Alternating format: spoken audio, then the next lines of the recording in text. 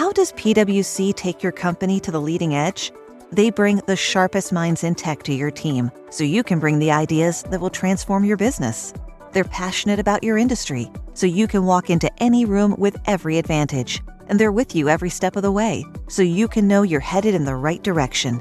PwC builds for what's next, so you can get there now. Get started at pwc.com/us/leading edge. This episode is brought to you by Temptations Cat Treats. Your cat will come running for the perfectly irresistible Temptations Creamy Puree and Temptations Lickable Spoon Cat Treats. The best time to feed lickable cat treats to your cat is anytime. Feed by hand for a playful moment, in a bowl for a creamy treat, or as a topper to make mealtime fun. Visit temptationstreats.com to learn more.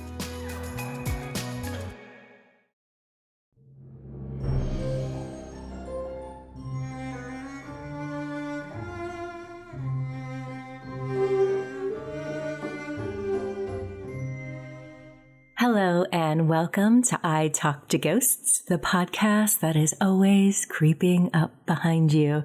I'm your haunted host, Jennifer. I'm a spirit medium and a teller of ghost stories. And tonight for you, dear listener, I'm going to be sharing stories of ghostly footsteps. I've selected this topic because the sound of eerie footsteps and pacing and walking around seems to be a common theme to ghost stories. So I wanted to select a few of these stories that I have found particularly creepy. Let me know what you think. Then, after the spooky, I have a new spirit reading to share with you. I performed a reading for Michele as my guest, and this was one that I recorded before I went on hiatus, so it's a long time coming. I'm also happy to say that I offered a reading to someone this weekend. We recorded for the podcast, and I'll be sharing that session with you in a future episode. So shout out to Emily for allowing me to attune to the spirit world with her and her loved ones. Again, I will be sharing her reading soon, but tonight I will be sharing Michele's reading. That's later on in the podcast. But first, the spooky. Do you hear that? The ghosts are creeping up on us right now.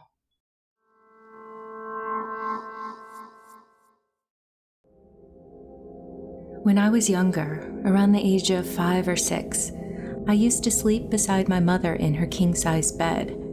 We were living in a small home in Alaska back then. The days were cold, the nights were quiet, and nothing much ever happened to us. It was an ordinary life, forgettable even, but not that night. The room was still, completely dark. No TV on in the other room, no voices from our neighbors, not even the sound of the wind tapping branches on the windows. I was asleep. It was deep until something shifted. I woke up in motion. I was slowly rolling towards my mother. Not a tumble, but a slow, guided movement as the bed was folding in the middle from weight. When I opened my eyes, I was face to face with her. Her eyes were already open, and she was looking at me. The mattress depression had started at the foot of the bed between us, as if someone had come into the room and had stood on the end of the bed. From there, the motion continued. I couldn't see anyone, but I felt their footsteps walking forward on the mattress, heavy enough to be a grown man. The bed shifted and shook. The steps slowly pressed on the mattress as an unseen person walked between us towards the headboard. I was too afraid to speak, but my mom could see the terror in my eyes in the dim light of the room. She looked alert, but not scared. Thinking back now, I'm sure she was trying to hide her own fear and keep me calm. At the head of the bed, the footsteps paused, pressing there. I held my breath, terror drumming through my heart. Then, the footsteps lifted off and vanished into the wall above our heads. We lied there in the thick silence of the room for a moment. My mom tentatively reached out and warmly rubbed my arm. "It's okay now. Try to go to sleep. I'll stay up for a while." I was just a little kid, and I trusted my mom, so I closed my eyes and eventually fell asleep. I can't explain what happened. It never happened again, but the memory still haunts me. The feeling of heavy footsteps, one by one, pulling me and my mother closer to the center of the bed. It was just too real. They weren't light steps like our cat. They were large and heavy, like a grown man had just walked between us. I asked my mom about it the next morning, but she thought we shouldn't talk about it. I think she didn't want me to worry that it might happen again and that my sleep was important. But honestly, as I think back on it now, I don't think my mother slept well after that for a very long time.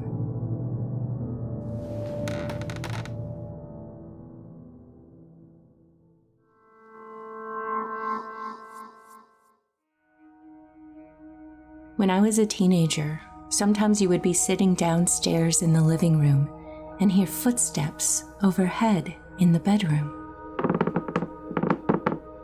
It sounded as if someone was walking up the stairs, across the room up there, and then turn and go back. This happened to be my bedroom. This noise happened so much, I actually learned not to pay attention to it. Then, a really strange thing happened. I was in my room, listening to some music one day, when I suddenly smelled the strongest, sweetest perfume fragrance. It was so strong, I thought illogically that a bottle might have fallen or something. But when I checked, nothing was spilt, nothing was out of place. I laughed at myself because I didn't have perfume anyway. I know it's silly how the brain tries to rationalize things it doesn't understand. I didn't feel scared, but I did have a strange feeling. I remember I felt curious and surprised and a little shocked. As soon as the smell was there, it was really there, but then it went away just as quickly. This event had to be connected to the footsteps. I wondered if the smell always accompanied the footfalls, and I just wasn't in my room to smell it. But it never happened again while I was in my room, but I've never forgotten the experience. When I became an adult and my own daughter was 7 years old, I bought this childhood home from my mom and stepdad. As she grew up, she ended up moving into my old bedroom. I never told her anything about the footsteps or the perfume because this was her bedroom now, and I didn't want to frighten her. When she was about 16, I was washing the dishes, and she came into the kitchen to tell me the strangest thing had just happened to her. She recounted the perfume incident almost word for word that I had told my own mom when I was about her age. And again, I never told her my story. But listening to her and hearing the curiosity and almost excitement in her voice, I finally decided to tell her my own story. Thankfully, it didn't scare her. She's like me, she just found it to be really odd. My current husband lives here with me now, along with his son. At first, he was really freaked out about the footsteps, but I finally convinced him that it was benign and harmless. My stepson casually mentioned a perfume smell to me about 6 months ago. He knows nothing of this. My daughter or myself hadn't mentioned it, because he stays upstairs now, and we didn't want to freak him out.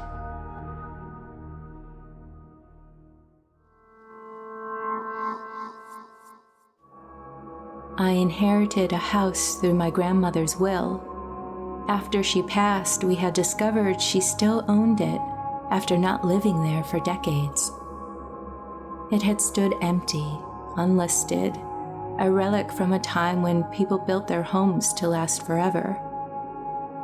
The place was beautiful in a sad way, ornate wallpaper of faded pale flowers. Dust blanketed the corners like forgotten memories. I moved in mostly because I couldn't afford anywhere else. I never believed in ghosts, not really. I thought strange noises had logical explanations. Old plumbing, creaky floors, squirrels in the attic. I clung to that belief, even as it unraveled night by night. It started subtly, a single creak, always in the same spot in the upstairs hallway. One board, one pressure point.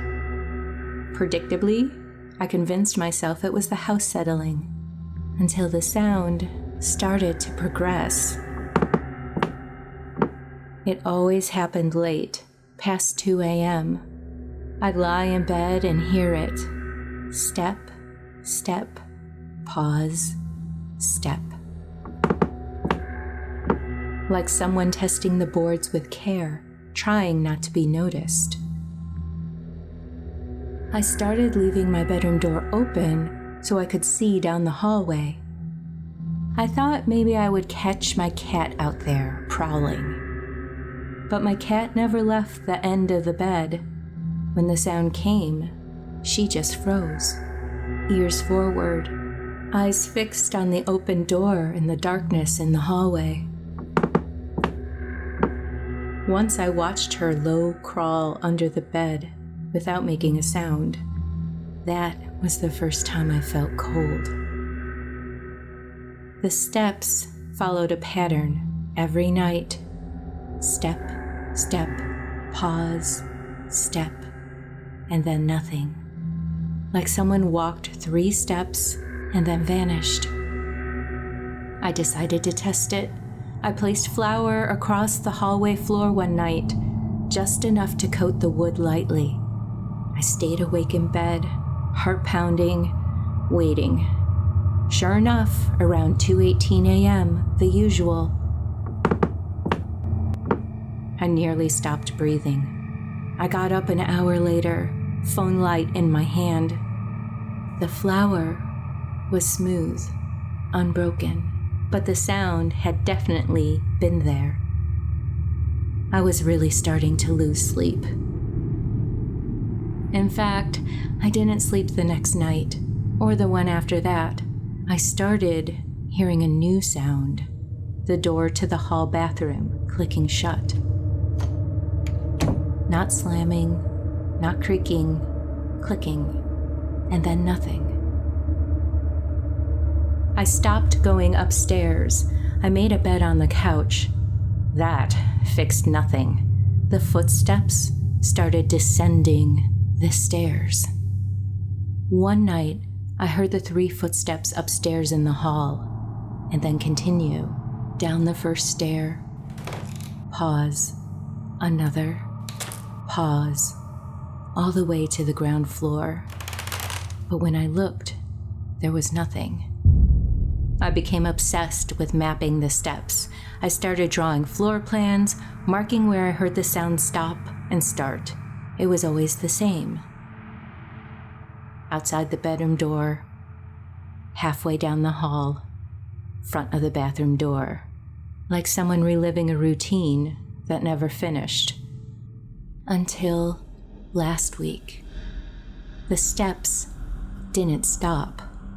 They kept going into the living room, right behind the couch. I didn't turn around. I couldn't. I just lied there, holding my breath and silently praying to be safe. I felt something warm move across the back of my neck. Not a breath, something more solid, like someone standing behind me, their presence bending the air. They were so close. I left the next morning. I packed up, and now I'm staying at my mom's until I can figure out what to do next. There was something final about those last steps, as if something had finally found me. The sound hasn't followed me here, but I try not to think about it while I'm lying in bed. I feel like if I do, I can hear it sometimes, right outside my door.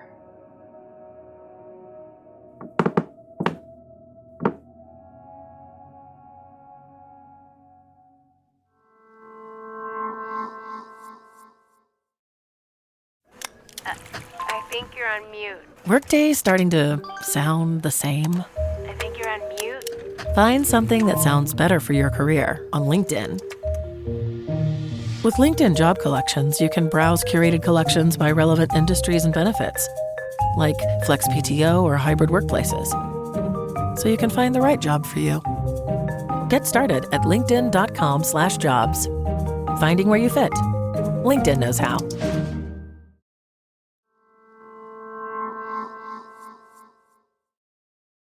Hello and welcome back to I Talk to Ghosts. My guest this evening is Michele. Michele, how are you doing?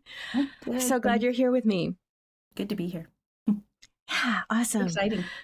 I know, it always is. This excitement of what's going to happen. And it is about connection and reunion, and that is exciting. And I want to jump into it.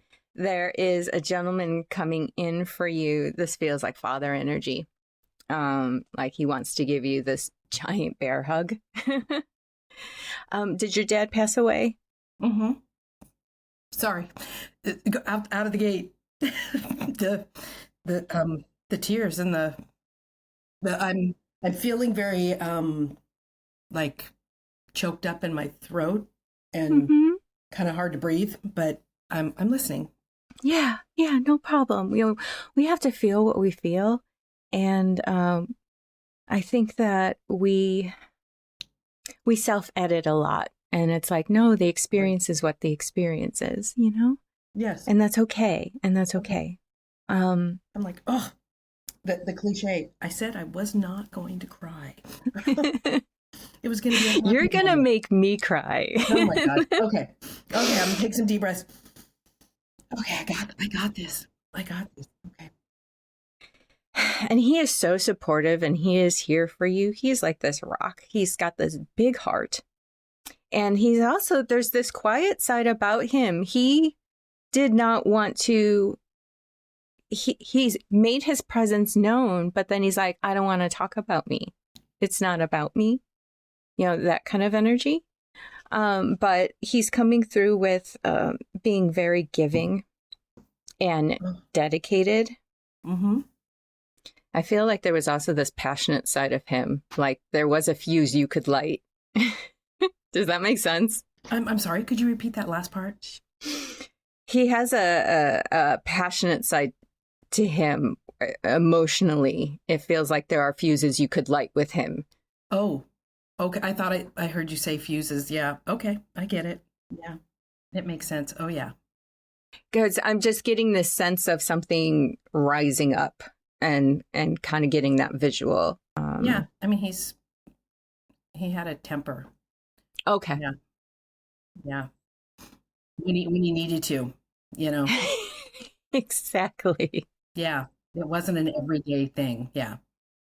His whole energy is very warm and supportive and like that bear hug coming in, you know. But you know, I get the sense of the fuller picture is, oh yeah, there's these fuses and like you said, temper, but it's not like, oh my gosh, I got to walk around eggshells with him. It's just he had he had these energy reserves, it feels like, that would come out every once in a while. Yeah. Yeah. And that big bear hug. I mean, I feel, he was kind of a big guy, not really tall, but very muscular. He did heavy lifting. And so, yeah, He had some strength there. some strength. Yeah. Yeah, definitely. So As we're talking and you're talking about that, though, I'm feeling this pressure in my chest. yeah. Yeah. Like breathing issues. Mm-hmm. Yeah. Yeah. Yeah. He had a lot of trouble. Heart, Mm-hmm. had It feels like breathing, but there is that pressure there in the chest. And is there diabetes in your family too? yeah. Yep. My dad, it would come and go with him. Yeah. And yeah, but it is in the family. Yeah. All right. He'd have it and then he wouldn't. He'd be like, oh, hey, it's gone. Because as I was writing things down, I felt this prick on my finger. And usually when that shows up, it's like, oh, sugar monitoring. Yeah. Yeah. That would be more my mom, but he had a lower level, I think, diabetes where once he lost weight, it would go away. And then if he put on weight, it would come back. You bringing up your mom, he felt like with him, it feels like he's deflecting to your mom. Like he would rather talk about your mom. There's a lot of energy flowing towards your mom with him. And a lot of that is just love and wanting to showcase her. And, oh, your mom is better at this. Talk to your mom about this. That's something your mom handles, that sort of thing. Yeah. I mean, he really didn't talk much. I think there was a lot of non-communication, and it was more of, my mom. Yeah. I just dealt with my mom, Because he is kind of being a little quiet about it. Themes that are coming up, music seems to be a big thing. With him, was he more on the, I'm getting conflicting information here. I'm hearing like a rock vibe, but also country's in there somewhere and blues. Oh, that's him. That's him. I'm on the rock side. He's on the country side. Yeah. Mm. Oh, definitely. Yeah. And there was, yeah. He played a lot of country music and it wasn't my thing. So I was being shown a parrot. Oh, yeah. Okay. So I grew up with he grew up with the food chain. Basically, animals were, they were at the table. So grandfather had a bird on his shoulder. The cat roamed around the table and the dog had an actual seat at the table. And, but my brother had a lot of parrots. Okay. And sometimes my brother would live with us, and mainly parakeets. I think he had parakeets when he lived with it. But yeah, my dad's an animal guy, and birds. He liked the birds whenever my brother lived with us. And yeah, as you're saying that, he's like, they connected with me. he just connected. He connected with animals more than he did people. Yeah, animals that would not go near anybody would go near him. And sometimes that's with me as well. Oh, I love hearing this. I just want to hug him back and tell him, it's okay to take that minute and be like, hey, I'm feeling you. I'm opening that space and that subtle shift, of warmth and yeah. I mean, it was I don't know how much you want to know about his passing, and when it was right when the pandemic, everybody shut down and we were closed off from him. And so I felt guilty about that, and trying to explain to him finally when I did get to connect with him, I was real sneaky about it. They were moving him to a hospital, and I was like, I'm going to connect with you no matter what. And they're not going to stop me. I don't care. And oh yeah, he's like, no one could stop you if they wanted to. Yeah. He really admires your tenacity for things and the energy that you can put. He's like, you're a bulldozer. Yeah. I'm definitely. That's me. And I tried to explain to him what was going on, and I think that was difficult for him to understand. Like, what? There's what do you mean you can't see me? And so, being clever and a little sneaky, and I said, there's got to be a moment where he's going to be transferred, and so, I figured that out. He is saying that the transition for him was really easy, and he doesn't want you to worry about that. And personally, I want to say it's really great for you to vocalize all of this because so many people were in this situation too, and they feel that way, and they can relate. And he's coming in with this feeling of that strength again, and I was okay, and the transition was easy and full of light. And it's okay. And you are so connected to him, and he feels these connections now that in a way he's expressing that he can relate and connect more in this state of things than being with the human baggage of things. Does that make sense? I mean, it's something I need to process, but yeah. He's shifting to talking about the fairness of things, and that he agrees that everyone should have been treated fairly. And he doesn't want you to hold on to that animosity because it's not doing you any good. Oh, yeah. Interesting. I thought you were going to go a different way, but now I'm kind of understanding me thinking life, wasn't very fair. I was treated poorly, and my family tells me I hold on to things too much. So yeah. It's just something to kind of meditate on. It's like whenever you feel that welling back up, is that helpful to you, or is it just damaging? And how could you transform it into something productive? I think that when we can take these animosities that we feel and say, okay, how can I flip that and put energy I wish I had received? How can I generate that in myself and send it outwards to other new situations that don't involve any of that? And we kind of can heal ourselves with the opposite. So yeah, just don't let it influence you. Yeah. I mean, it's so interesting to hear that he is coming through, and how I kind of had some anger at first where I was like, you owe me, you better come through. You need to come through. You need to be the first one, even though I felt like there's other family members that were going to push their way through more vocally strong. And then I was like, that's not fair of me. And I'm like, I took more of an approach of, I really welcome you, and I would love to hear from you. And I miss him a lot. Yeah. There's definitely this feeling of fairness and injustice and making things right. And even some of the messages I wrote down for you for the end play with those themes as well. So it's certainly something that's in there. Yeah, he's talking about it's a great time to end these patterns. And it's not like you're generating those patterns. It's more like it's a great time to unhook from this and shift into something better. And like learn from the contrast of it, that this was terrible. How can I live better because of it? Yeah. Okay.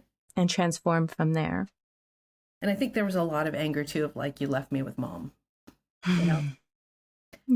And I don't want him to think that I'm mad at him, but I'm sure he can.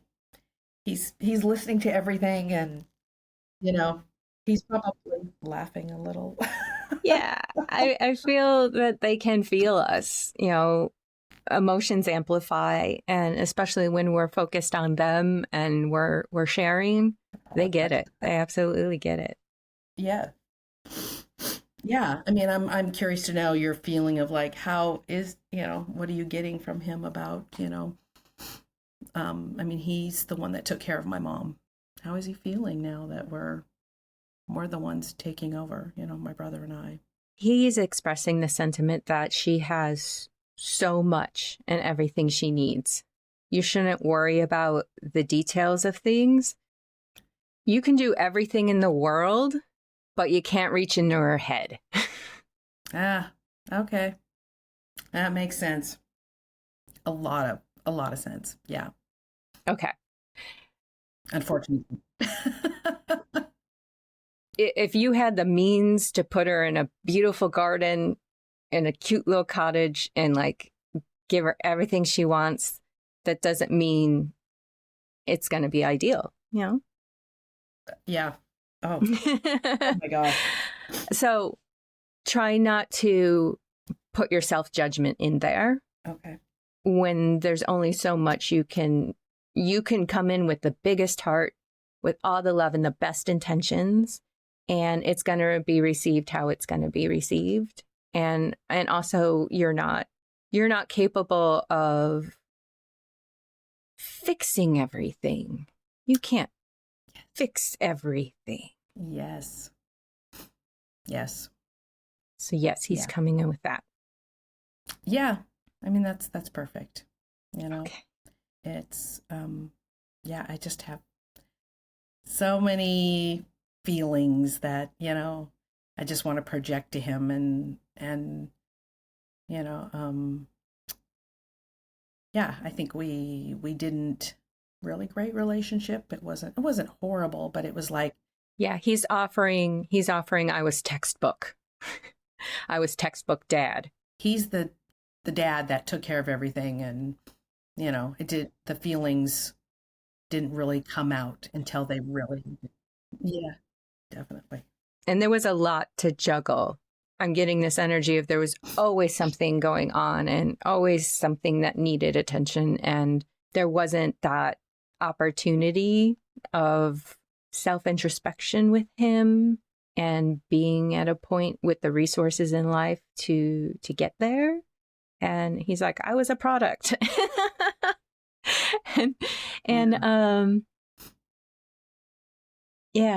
What? Okay. He's bringing up the dogs. And with this just comes a sense of, we have these complex relationships with animals, but at the same time, they're so much easier because they're simpler. And he's just kind of throwing it in there. Do you have like a tan colored dog? Well, tan, I guess he's like red. Gold. Yeah. Red. Yeah. Gold. Kind of a, he looks red. His name is Red. He looks red, tan, kind of. It's a warm, like a graham cracker color. Yeah. Kind of like, yeah. Yeah, this is so funny because I literally, as I'm, going through all these big emotions last night, I'm like, you better talk about dogs. You better, oh my gosh, it would be so cool if you met this dog. You would like, yeah, they would be, the dog would be all over him. So that's it. Yeah. There's energy going towards this dog. And like, we're talking about these things. And then all of a sudden he's like, let's just talk about dogs. Yeah. Yeah. This dog, he seems funny, like intelligent, funny, like, oh my God, you're doing this thing. Does that match this dog's energy? Yeah. It's probably one of the most, tornado type dogs I've ever had. He's a little bit out of control. He's above my level of physical nature. And my heart broke when I saw him. I was like, okay, even though I may not be able to handle you, you have to come home with me. And and yeah, and all I could think about, like, my dad would just love to be Mm-hmm. around this dog Mm-hmm. and any of the Yeah. dogs I've had in the past. So, and that was the other thing is like, hey, I hope my other dogs are with you, and they, you know, there's a particular one that was very close to my dad, and I'm like, I hope you found each other. And Yeah, this feels like a loungy relationship. Would they like cuddle together, or yeah, the dog would always be laying on him or by him or touching him in yeah, some way? Like, yeah, all the pictures basically, like, around the house, my home would be like, oh, the dog's in the picture, of course the dog's in the picture. So yeah, there's a lot of that, and my dad encouraging, you know, the dog just to lay on him, and you know, so yeah, there was. and they are still together, and it's just really apparent because he came through right away. Yeah, I used to joke that the dog had a better relationship with my dad than me, you know, and I was jealous of the dog. But, you know, when my dad needed to say, I love you, he's like, you know, I probably could count on one hand how many times he said it, but he was like, you know, I mean it, right? I'm like, yeah, of course. Yeah. I'm like, not really, but yeah, now that you say it, okay. Yeah. There also was a woman who was coming through. Oh, wait. Oh my gosh. Your dad is like, don't forget about recipes. Don't forget about. I'm like smelling. Did he bake? Did he bake and cook? He was a baker. He worked at a bakery, like in the back. Okay. You know, he was the button pusher, the pourer, the you know. So I mean, he would kind of bake at home, but not so much home. Like, he was not a baker at home, but that was his job. And this whole cooking food thing is coming up, and it's just like it's a strong detail that I didn't want to forget about. He likes to eat. I mean, you know, like, who I think doesn't? he married into the family for the food. I think I swear I was like, it wasn't for love, it was for food. You know. So yeah, okay. And you know, in the baker part. So yeah. All right. I mean, if he's talking about recipes, like, I have been worried that I don't have family recipes, and I really need to get together with my mom and get something written down, because it's in her head, and you know, and I'm not going to remember it. So if that's absolutely, if he's absolutely, yeah. Okay. There's a woman who's coming through. It feels like kind of mom level energy as far as like family tree wise. And it could be a couple people. There's someone coming through with quite the laugh. Like, I'm hearing her laugh before anything else. I mean, I have very loud family members. And, so it could be, I mean, you haven't narrowed it down yet. Sure, you're right. It's just that was the first thing that was coming in. The other thing that was coming in was like I was seeing like dog-eared magazines, and that's when I started thinking about like recipes and stuff. But it feels like someone was like really big into like Reader's Digest or something like that. I'm seeing like this printed magazine stuff, cookbooks, someone pinching someone's cheek when they're giving a compliment. You're kind of narrowing it, but it's a big thing in the family with the pinching and big on advice and big on opinions. Like I mean, with mom energy, it could be my cousin. She was like the second mom, big energy little woman. The woman who could corner me. You know, I towered over everybody, but they could still corner me and get me to do things they needed me to do. Or, you know, that could be her. Okay. You know. Well, with her, let me figure this one out. Strong emotional energy. And she's talking about the men in her life. She seems very focused on the male energy in her life. There is a lot of passionate energy, but with that passionate energy, you get a lot of like overflowing of emotions where it can get kind of volatile, for lack of a better word. A lot of that is coming in with her. she was drawn to people who could, she felt safety in big energy because she understood big energy. But at the same time, big energy isn't always containable. You know what I mean? The men in her life weren't exactly great. Yeah. Yeah. Was there something kind of flamboyant about her? Was it with her jewelry? I'm hearing like things clicking and kind of, I don't know. There's some kind of self-expression in her where there. It could be more my aunt then. That might be my aunt. They could be coming in together. And that's a strong energy, that has there's strong people in my life and strong energy in death. My aunt was always kind of that mom figure as well. There was a lot of female protection, and only a few stand out. And so my cousin and my aunt. Yeah. For them to come in and match that energy, that makes a lot of sense. I see that a lot. They protected me and babied me and showered me with gifts. And, both of them took pretty good care of me. So I wouldn't be surprised if they pampering. Both. Yeah. And there was, again, a little bit of that anger of like, you died and you're not connecting with me. And, my aunt is connected with me, before, but that's been a long time. Okay. There's a lot of big gathering energy, like family getting together, and a lot of it seems like there's gathering around the kitchen table, but also going off into corners. And was there ever any kind of like game playing, whether it be cards or like I'm seeing a checkerboard too. Did someone have a checkerboard at their house? Oh, that would be my dad. Your dad had checkers? I have his checkerboard. He made one. Okay. I don't know if my dad's coming through. Well, it's like when I go searching through like the archives and I'm like, well, what about games and things like that? For someone to be like, oh, checkers. It's just because like we're all having this conversation together. You know what I mean? Yeah.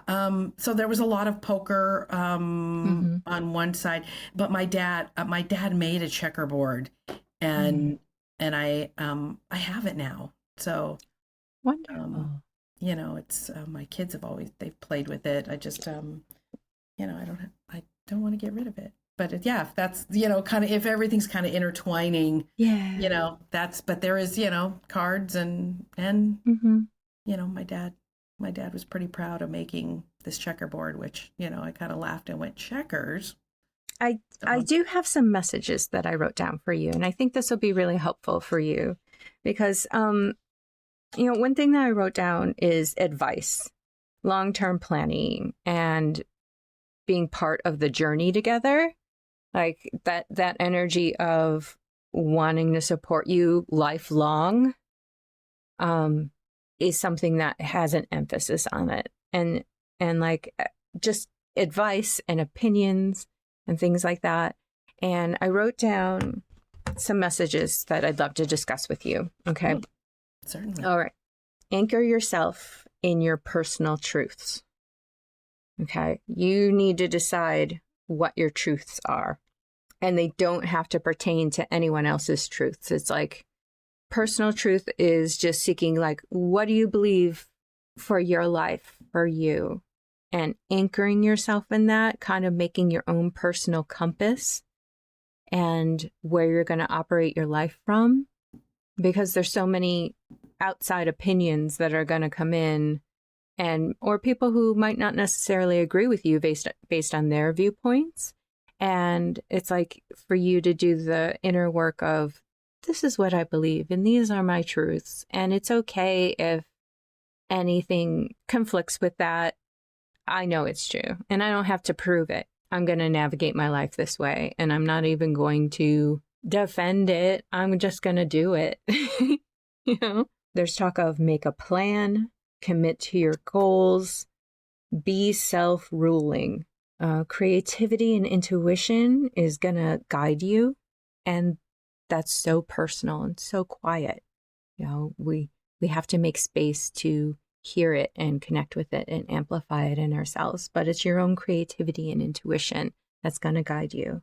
There's also talk of supporting yourself through any transitions that you see happening based on your goals. If things need to change, you got to support yourself through the change, and you can't be discouraged from doing it because it seems unknown and scary. Does that resonate with you? Supporting myself in change, Yeah. to change, Mm-hmm.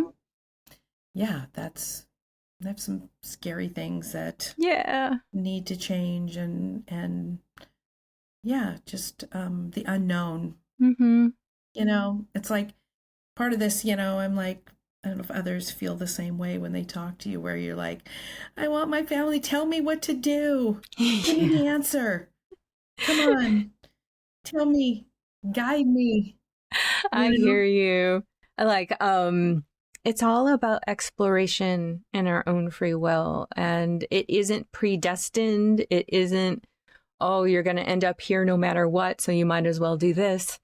And I just really, with that first coming through of find your personal truths, it's like, and self-ruling, I absolutely can appreciate that. We all want to feel that, here's the advice, do this thing.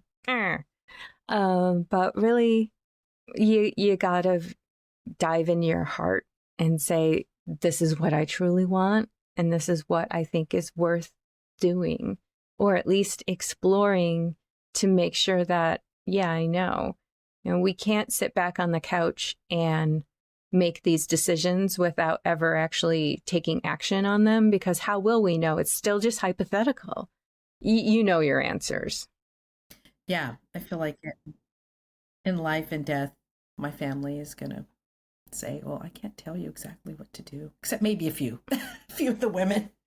Right. They might try to tell me what to do, but the energy that's coming from them is like, you got to do your own thing, and you got to, you're number one. You're the main character in this. So you do what you need to do. And if you're not happy, why are you not happy? Because you deserve to be happy. And if something is just falling short, it either needs to be fixed or it needs to be replaced. Yes, definitely. So that's their advice. And they have these opinions of very cut and dry, and this is how it is. And it's like,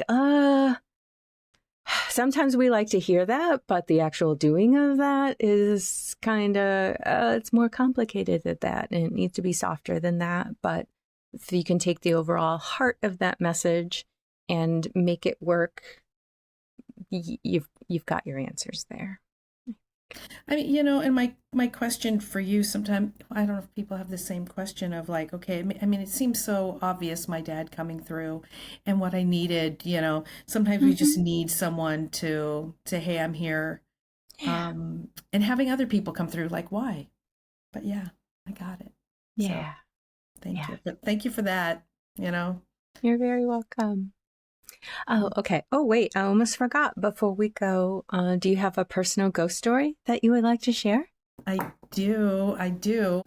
So I worked at a daycare in Seattle, and when I first started, the cook said the daycare was haunted, and I think at that point in my life, I was kind of blocking off any spiritual attachments and any beliefs. So, I rolled my eyes and just ignored it. And one day, I had to take over for someone in the home is like it's a 3-tiered home, and so I was kind of on the second level. I had a baby and I think 2 other toddlers. I was helping out in the toddler room, and I was all alone.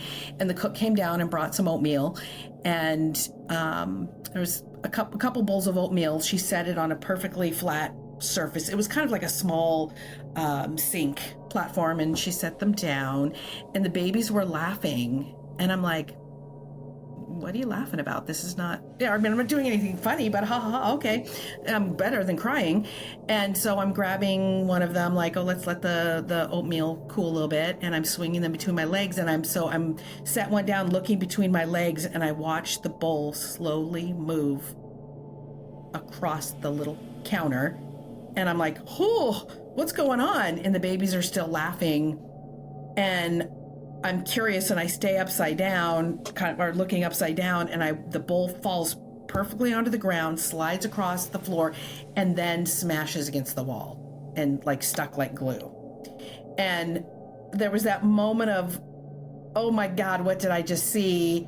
And then the second thing that came through is like, I'm not cleaning that mess up. And so at this moment, while this bowl is sliding across the floor, my relief is coming down, and she caught everything. She could see it through the doorway, and she screamed and ran upstairs. And I started laughing. Well, the cook came down and grabbed one of the babies, handed her the baby, went down a few stairs to go back in and go get the other toddlers. And I said, I'm gonna go back upstairs. And as I'm handing over the babies, I'm like, I'm saying out loud, more for whatever spirit did this, I am not cleaning up that mess. You better clean it all up. And I don't want any more of this monkey business, whatever. I don't want to see it anymore. However long I work here, knock it off. And I walked back into the room, and the bowl had fallen down. There was nothing on the wall for me to clean up. The oatmeal was still in the bowl, and I picked it up and brought all the oatmeal upstairs and said, that's what I'm talking about. I go, that's enough. And so I went upstairs, and a few weeks later I had to work on a Saturday and came in, and all of the windows were open.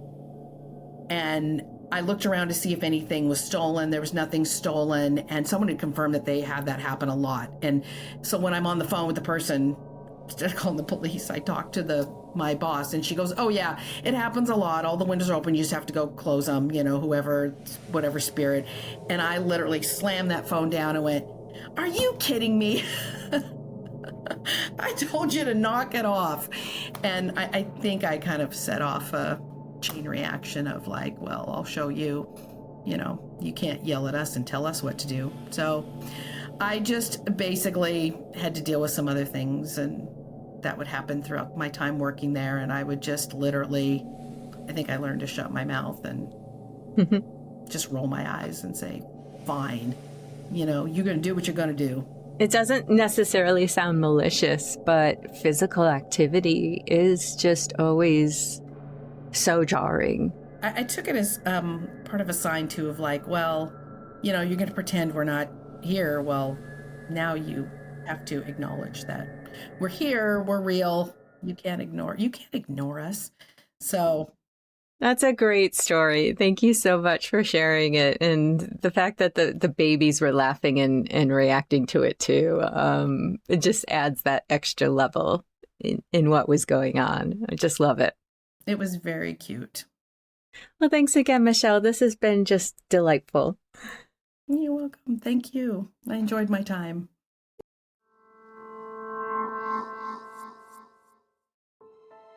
Are you enjoying the podcast?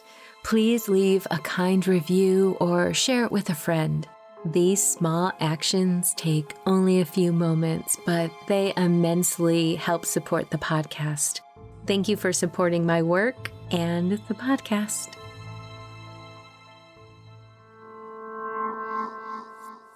And with that, dear listener, we have reached the end of this episode of I Talk to Ghosts.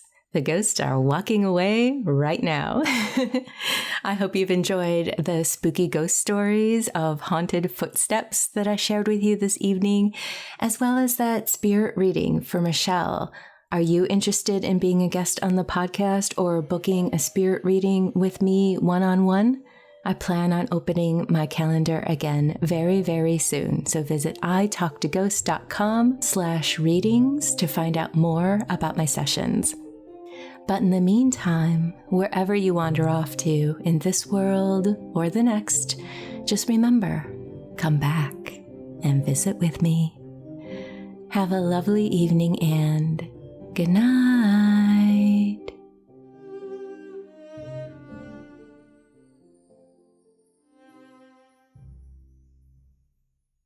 Hey everyone, I'm Erica. And I'm Elizabeth. We're sisters, wine lovers, and your hosts for the podcast Spirits Uncorked. In season 2, we're leaving the haunted waters of Lake Lanier in Georgia and diving into all new spooky stuff. Shadow people? I've seen them. Haunted military bases? I've served on one. Local restaurants with ghostly reputations? I work at one. Okay, if something spooky doesn't happen to you, I worry about you. The paranormal is my normal. Plus, we'll sip and chat with horror authors, fascinating guests, and test out some superstitions along the way. Knock on wood. So uncork a bottle and pour a glass of the paranormal with us on season 2 of Spirits Uncorked. Get ready for sips, scares, and sisterly sarcasm.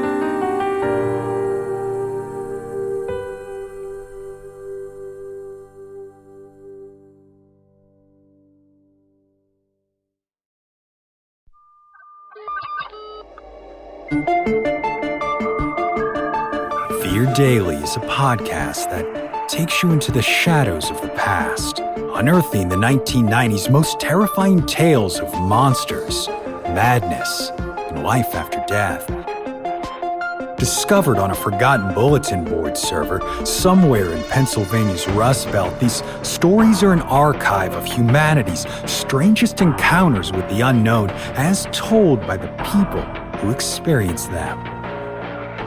Written by Brennan Storr, creator of the Ghost Story Guys, and hosted by Brandon Scheckschneider of Southern Gothic, Fear Daily is your window into the dark corners of our world. Follow Fear Daily today on your favorite podcatcher to receive new episodes Monday through Friday each and every week.